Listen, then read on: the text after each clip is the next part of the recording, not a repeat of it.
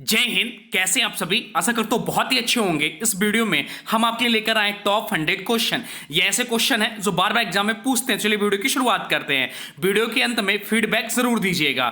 पहला क्वेश्चन है, भारत की किस नदी को वृद्धगंगा कहा जाता है? तो भारत की गोदावरी नदी को वृद्धगंगा कहा जाता है। चंबल नदी का उद्गम स्थल कहाँ है? तो चंबल नदी का उद्गम स्थल जो है जानापाव पहाड़ी है। श्वेत क्रांति का संबंध किस क्षेत्र से है? तो श्वेत क्रांति का संबंध जो है दुग्ध उत्पादन से है। और श्वेत क्रांति के जो जनक माने जाते हैं वर्गीज कुरियन माने जाते हैं। लाल क्रांति का संबंध किसके उत्पादन से है? तो लाल क्रांति का संबंध टमाटर के उत्पादन से है। काली क्रांति का संबंध किस क्षेत्र से है? तो काली क्रांति का संबंध जो है कोयला उत्पादन से है। रजत क्रांति का संबंध किससे है? तो रजत क्रांति का संबंध अंडा उत्पादन से है।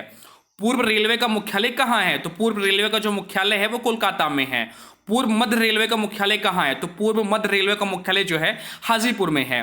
सर्वाधिक तेज गति से चलने वाली रेलगाड़ी कौन सी है? तो सर्वाधिक तेज गति से चलने वाली रेलगाड़ी जो है वंदे भारत एक्सप्रेस है। देश में सर्वाधिक लंबी दूरी तय करने वाली रेलगाड़ी कौन सी है? तो देश में सर्वाधिक लंबी दूरी तय करने वाली रेलगाड़ी जो है वो विवेक एक्सप्रेस है। भारत में सर्वप्रथम रेलगाड़ी किस वर्ष चलाई गई थी? तो भारत में सर्वप्रथम रेलगाड़ी जो चलाई गई थी 1853 में मुंबई से थाने के बीच में चलाई गई थी। सबसे बड़ा नदी द्वीप माजुली भारत के किस राज्य में स्थित है? तो सबसे बड़ा नदी द्वीप माजुली भारत के असम राज्य में, असम राज्य की राजधानी जो हो जाती है दिसपुर है। और यहाँ के मुख्यमंत्री वर्तमान समय में हेमंत बिस्वा शर्मा है। भारत के सर्वाधिक मार्ग बदलने वाली नदी कौन सी है? तो भारत के सर्वाधिक मार्ग बदलने वाली नदी कोसी नदी है। कोसी नदी को भी बिहार का शोक भी कहा जाता है। इटाई रोग किस कारण होता है? तो इटाई रोग जो है कैडमियम के कारण होता है। एक सींग वाले गैंडे किस राष्ट्रीय पार्क में पाए जाते हैं? तो एक सींग वाले गैंडे काजीरंगा राष्ट्रीय पार्क में पाए जाते हैं। पूर्वोत्तर भारत में मीठे पानी की सबसे बड़ी झील कौन सी है? तो पूर्वोत्तर भारत में मीठे पानी की सबसे बड़ी झील जो है लोकटक झील है। चिल्का झील भारत के किस राज्य में स्थित है? तो चिल्का झील जो है भारत के उड़ीसा राज्य में स्थित है। जोग जलप्रपात किस नदी पर स्थित है? तो जोग जलप्रपात जो है शरावती नदी पर है। शिव समुद्रम जलप्रपात भारत के किस राज्य में है? तो शिव समुद्रम जलप्रपात भारत के कर्नाटक राज्य में है। लोनार झील किस राज्य में है? तो लोनार झील महाराष्ट्र राज्य में है। लैगून झील या जिसे वेम्बनाथ झील भी कहते हैं भारत के किस राज्य में स्थित है? तो केरल राज्य में है। हुंड्रू जलप्रपात किस नदी पर स्थित है? तो हुंड्रू जलप्रपात स्वर्णरेखा नदी पर अवस्थित है। भारत में उकाई सिंचाई परियोजना किस राज्य में स्थित है? भारत में उकाई सिंचाई परियोजना जो है गुजरात राज्य में है। नागार्जुन सागर बहुउद्देशीय परियोजना कौन सी नदी पर है? तो नागार्जुन सागर बहुउद्देशीय परियोजना कृष्णा नदी पर है। भाखड़ा नागल सिंचाई बहुउद्देशीय परियोजना किस नदी से जल प्राप्त होती है? तो भाखड़ा नागल सिंचाई बहुउद्देशीय परियोजना सतलुज नदी से जल प्राप्त करती है। दुलहस्ती परियोजना किस नदी पर अवस्थित है? तो दुलहस्ती परियोजना जो है चिनाब नदी पर स्थित है।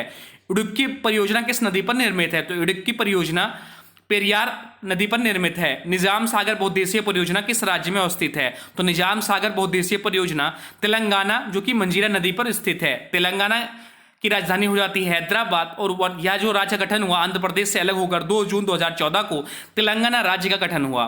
टिहरी बांध परियोजना किस नदी पर स्थित है? टिहरी बांध परियोजना भगीरथी नदी पर स्थित है। हीराकुंड बांध परियोजना किस नदी पर अवस्थित है? तो हीराकुंड बांध परियोजना महानदी पर अवस्थित है। परिस्थितिकी शब्द का प्रयोग सर्वप्रथम किसने किया? तो परिस्थितिकी शब्द का सर्वप्रथम प्रयोग अर्नेस्ट हैकेल ने किया। पृथ्वी ग्रह का वह क्षेत्र जहां जीवन मौजूद है क्या कहलाता है? जीवमंडल कहलाता है। अमरकंटक अश्नाकमार जयमंडल किस राज्य में अवस्थित है? तो छत्तीसगढ़ तथा मध्य प्रदेश में। भारतीय संविधान में कितनी अनुसूचियां हैं? तो भारतीय संविधान में 12 अनुसूचियां हैं। भारतीय संविधान सभा का गठन कब हुआ? तो भारतीय संविधान सभा का गठन जो हुआ वर्ष 1946 में हुआ।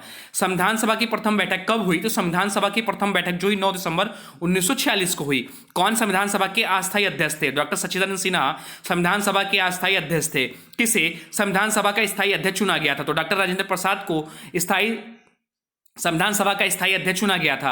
जवाहरलाल नेहरू ने उद्देश्य प्रस्ताव कब प्रस्तुत किया? तो जवाहरलाल नेहरू ने उद्देश्य प्रस्ताव जो है 13 दिसंबर 1946 को प्रस्तुत किया। संविधान निर्माण की प्रक्रिया कितनी अवधि में संपन्न हुई? तो संविधान निर्माण की प्रक्रिया 2 वर्ष 11 माह 18 दिन में संपन्न हुआ। भारतीय संविधान को संविधान सभा द्वारा कब अंगीकृत किया गया? तो भारतीय संविधान को संविधान सभा द्वारा 26 नवंबर 1949 को अंगीकृत किया गया। भारतीय संविधान पूर्ण रूप से कब लागू हुआ? तो भारतीय संविधान जो है पूर्ण रूप से 26 जनवरी 1950 को लागू हुआ। भारतीय संविधान का जनक किसे कहा जाता है? तो भारतीय संविधान का जनक डॉक्टर भीमराव अंबेडकर को कहा जाता है। भारतीय संविधान सभा की संचालन समिति के अध्यक्ष कौन थे? तो भारतीय संविधान सभा की संचालन समिति के अध्यक्ष जो थे डॉक्टर राजेंद्र प्रसाद थे।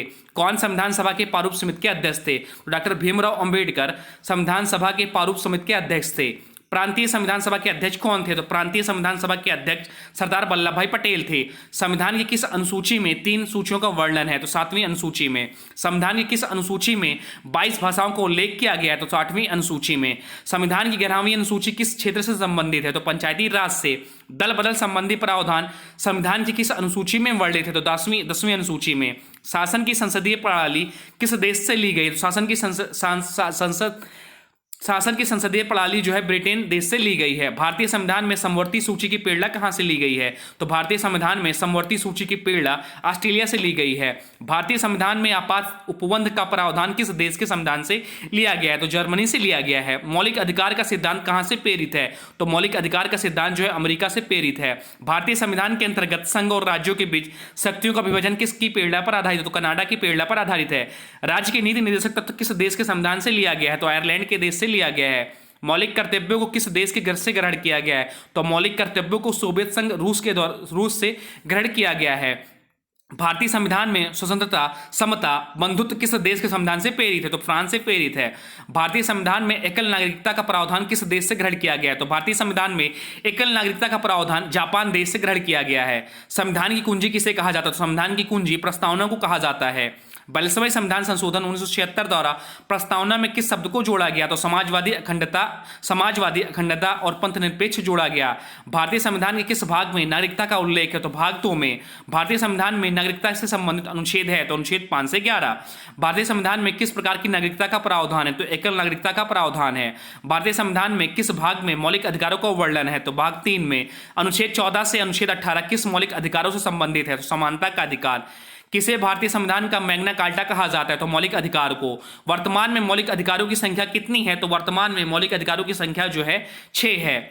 स्वतंत्रता के अधिकार का संविधान के किस अनुच्छेद में उल्लेख है? तो अनुच्छेद 19 से 22। सर्वोच्च न्यायालय को किस अनुच्छेद के तहत रिट जारी करने का अधिकार प्राप्त है? तो अनुच्छेद 32 के तहत सर्वोच्च न्यायालय को अनुच्छेद 32 के तहत रिट जारी करने का अधिकार प्राप्त है। भारतीय संविधान में कितने प्रकार की रिटों का उल्लेख किया गया है? तो 5 प्रकार की रिटों का उल्लेख किया गया है। किस संविधान संशोधन द्वारा संपत्ति के अधिकार को मौलिक अधिकार की श्रेणी से हटा दिया गया? तो 40वें संविधान संशोधन के तहत। किन अनुच्छेद को संवैधानिक उपचारों का अधिकार कहा जाता है? तो अनुच्छेद 32 को। भारतीय संविधान के किन अनुच्छेदों में शोषण के विरुद्ध अधिकार का वर्णन है? तो अनुच्छेद 23 और 24। राज्य के नीति निर्देशक तत्व का वर्णन संविधान के किस भाग में है? तो भाग 4 में। कौन सा अनुच्छेद राज्य के नीति निर्देशक से संबंधित है? तो अनुच्छेद 36 से 51 राज्य के नीति निर्देशक से संबंधित। तो राज्य के नीति निर्देशक सिद्धांत जो लिया गया है आयरलैंड के संविधान से लिया गया है। मौलिक कर्तव्यों का उल्लेख किस अनुच्छेद में है? तो मौलिक कर्तव्यों का उल्लेख जो अनुच्छेद 51A में उल्लेख है। भारतीय संविधान में किस संशोधन द्वारा मूल कर्तव्यों को जोड़ा गया? तो 42वें संविधान संशोधन से मूल कर्तव्यों को जोड़ा गया। मूल संविधान में मौलिक कर्तव्यों का उल्लेख नहीं है। मूल कर्तव्यों का उल्लेख नहीं है। भारतीय संविधान में वर्तमान में मौलिक कर्तव्यों की संख्या कितनी है? तो 11 है। भारतीय संविधान के अनुसार समस्त कार्यपालिका की शक्तियां किसमें निहित है? तो राष्ट्रपति में निहित है। राष्ट्रपति का निर्वाचन कितनी समय अवधि के लिए होता है? तो 5 वर्ष की अवधि के लिए होता है। राष्ट्रपति पद के निर्वाचन हेतु न्यूनतम आयु सीमा निर्धारित है। 35 वर्ष राष्ट्रपति पद के निर्वाचन हेतु न्यूनतम आयु सीमा निर्धारित है। भारत के महान्यायवादी की नियुक्ति कौन करता है? तो भारत के महान्यायवादी की नियुक्ति जो करते हैं राष्ट्रपति करते हैं। भारत में वित्तीय आपातकाल कितनी बार लगाया गया? तो भारत में वित्तीय आपातकाल जो लगाया गया कभी नहीं लगाया गया। अनुच्छेद 352 में किस आपात उपबंध का उल्लेख है? तो अनुच्छेद 352 में राष्ट्रपति आपात उपबंध का उल्लेख है। राष्ट्रीय आपात की उद्घोषणा का आधार क्या है? तो राष्ट्रीय आपात की उद्घोषणा का आधार है युद्ध, बाह्य आक्रमण और सशस्त्र विद्रोह है। वित्तीय आपात का उल्लेख किस अनुच्छेद में किया गया है? तो वित्तीय आपात का उल्लेख अनुच्छेद 360 में किया गया है।